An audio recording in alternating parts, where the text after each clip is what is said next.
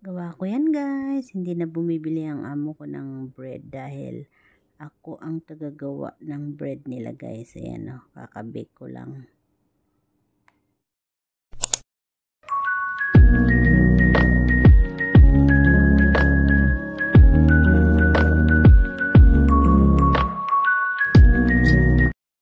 Guys, welcome to my channel. I-share ko lang sa inyo guys itong aking ginagawa ngayon. Habang nag-a-attend ako ng live ni Sir Try at meron din ako dong premiere kanina. Salamat nga pala sa mga pumunta guys. Shout out sa inyong lahat, Sir Santiago, Sis Maxi, at kay Sis Supertinang. Wait lang guys, kukunin ko yung pambalot sa kamay. So, habang nag-a-attend nga ako guys ng premiere ko at live ni Sir Try, ay meron akong ginagawa dito. Kaya lagi akong nakatawag dito. Tambay lang kasi nagbe-bake ako ngayon ng tinapay. So, ito na guys yung ating binibake. Ayan. Tatanggalin ko na yung takip. At dito natin ilalagay. Ayan, mainit yan guys. Ayan, umuusok-usok pa. Minutes ko yan linagay dyan na may takip. Ayan na yung tinapay, sourdough. At dito naman natin yan ilagay. Ayan, makalat dito guys kasi nga na may ginagawa ako kanina. So ito na yung sourdough na binibake ko guys. Hindi kami bumibili ng tinapay. Ako ang gumagawa ng tinapay dito. Tinuruan ako ni Sir. So ayan siya. Ayan. Uy, nag-alarm na. Nag-alarm yung ating alarm kanina. Nag-alarm. Kasi naka-alarm yan ng ng 30 minutes pero inagahan kong tawag dito, tanggalin ang takip. So, ayan na siya guys.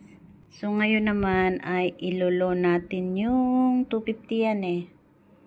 Ang temperature niya ilolo natin to 200. So, ayan. Then, okay. Then, 200 na siya guys. Then, isi-set ko ulit yan. I-alarm ko ulit yan ng 20 minutes. So, 30 minutes na may takip. 20 minutes naman na walang takip. At tingnan natin mamaya ang result niya guys. Yun, i-set na natin ang 20 minutes. 20 minutes yun guys. Ayan. Ayan. Ayan. After 20 minutes, mag-ring naman yan. And then, yun na. Tapos na. Ipapakita ko ulit sa inyo mamaya. So, ito na nga yun guys. Yung ating binake na sourdough. Hindi ko na nga pala sa inyo na ipakita kung paano ko tinanggal sa oven. Dahil, ito nga si among lalaki ay biglang dumating. So, tinanong niya kung okay ba. Sabi ko, okay naman. At tiningnan niya nga yung aking binig ay napaka niya, umalsa ng mabuti. So, dito hindi na kami bumibili ng bread. Weekly akong nagbe-bake ng sourdough bread. So, ito na yun guys.